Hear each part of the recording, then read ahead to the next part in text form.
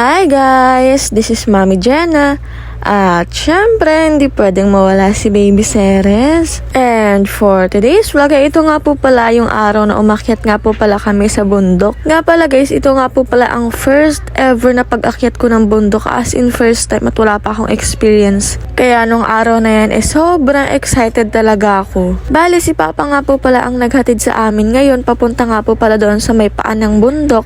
At siya nga rin po pala yung magsusundo sa amin pag uwi namin. At ang destination nga po pala namin ngayong araw ay sa Nasugbu, Batangas. Dahil dyan nga po pala maraming bundok at ang una nga naming napiling akyatin ay ang Mount Talamitam. At ayan nga guys, nandito na nga rin po pala kami sa jump off papunta nga po pala sa Mount Talamitam. Nag-log in na nga rin po pala kami dito sa kanilang barangay para in case of emergency, 'di ba? And ito na nga rin po pala yung ticket namin, which is 60 pesos nga po pala yan. 60 pesos po pala yung bayad per head. At yung bayad naman po pala sa tent pitching is 100 per tent. Sa mga gusto nga rin po pala umakyat dito sa Mount Talamitam, ayan, may idea na nga po pala kayo kung magkano yung mga babayaran ninyo. Mura lang din naman guys at abot kaya talaga. And ayan guys, tapos na nga po pala ako magsapatos nung time na yan at nakapagtali na rin ako ng buhok. At ito naman nga ang aking mga kasama, talagang ready na nga ang lahat. Andyan nga rin po pala yung kapatid kong lalaki guys. Bali kasama lang po pala niya si Papa na maghatid sa amin. Gusto nga rin sana niya sumama sa amin paakyat ng bundok, kaso nga marami pa siyang gagawin dahil nga nag-aaral siya. Kaya sabi ko sa kanya bumawi na nga lang siya next time dahil marami pa kaming bundok na pinaplanong akyatin. Ito nga rin po pala ang aming tour guide for today's video. Siya nga po pala si Kuya Rolly na napakabait at hindi nga kami iniwan. Bago nga rin po pala namin simulan ang pag-akyat sa tuktok ng bundok hindi nga pwedeng mawala ang pagdadasal. Kaya ayan, nagdasal na nga rin po pala muna kami at ang kapatid kong lalaki nga po pala ang nag-lead ng prayer. Talagang kailangan nga namin ng gabay dito ng Panginoon dahil nga karamihan sa amin ay first timer talaga. At ayan nga, let's go for the win! Tara na! Ang naisip nga po pala naming pangalan ng aming team ay For the Win. Dahil lahat nga kami, ang hangarin namin ay manalo sa laban ng buhay. Ito nga po pala ang aking mga kasama guys. Ayan nga po pala si Mark Nueva. Siya nga po pala yung naka-orange. Yung naka-hoodie naman nga po pala na black. Siya naman nga po pala si Rencent.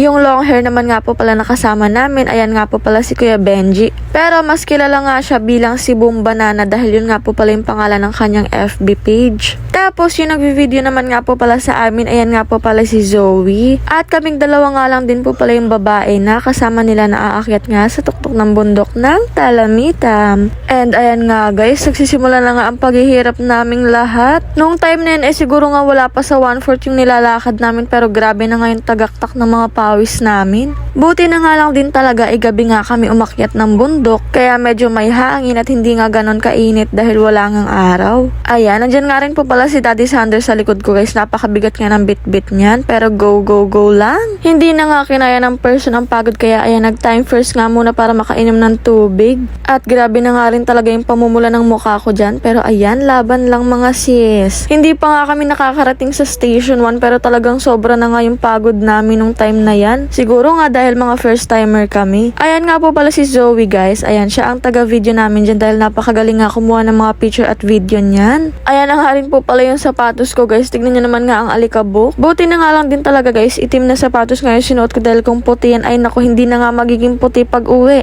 At ito na nga guys, sa wakas nakarating nga po pala kami dito sa station 1, kaya ayan, nagpapahinga na naman nga po pala kami. Bali hanggang station 3 lang po pala, at yung station 3 doon na nga po pala yon sa camping site. Hindi ko na nga rin po pala na videohan yung pagdating nga namin sa station 2 dahil talagang gustong gusto na nga namin makarating sa station 3 para doon na nga magpapahinga. Pero grabe guys, sobrang legit talaga yung pagod, pero pagdating mo nga doon sa camping site talagang mawawala na nga yung pagod ninyo dahil nga sa napakagandang view. Ito nga rin po pala guys yung mga baon namin. Ipakita ko lang sa inyo, meron nga po pala dyang hotdog, lumpiang Shanghai, pritong talong at saka kikiam at longganisa. Sa sobrang pagka-overwhelm nga namin na umakyat sa bundok napadami talaga yung baon namin. Sa bahay na nga rin po pala kami nagluto dahil wala naman kaming madadalang lutuan dito at hindi talaga kami ready. Sobrang biglaan kasi talaga yung pagkakaayaan nga namin, kaya Kaya ayan, hindi talaga gaanong prepared. May dala nga rin po pala kami dyang mga kape at tinapay tapos mga chichirya. Nung gabi nga rin po pala guys, bago nga kami magsitulog uminom nga rin po pala kami dahil may mga dala rin kaming alak. Pero hindi ko na nga po pala na videohan guys dahil talagang in-enjoy nga namin yung moment at sobrang saya namin nung gabi na yun. Dahil sa sobrang pagod talagang napasarap nga ang tulog naming lahat.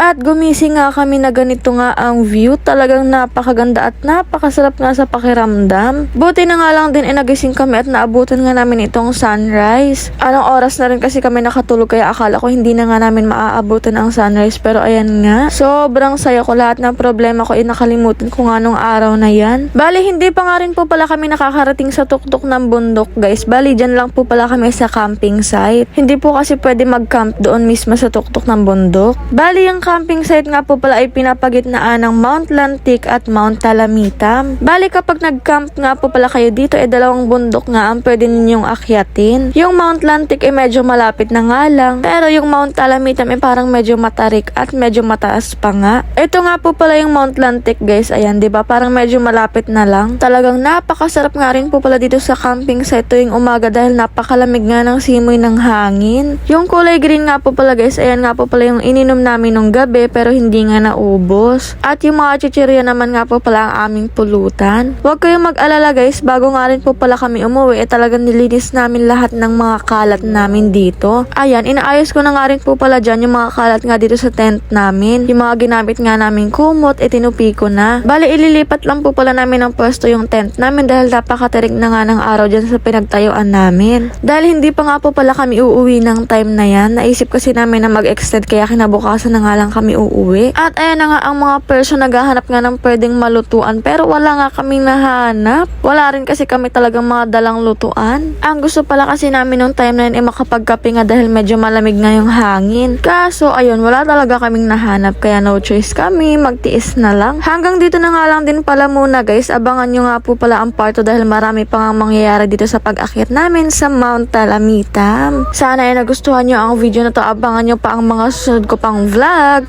Ayan lang. Thank you for watching. Babu!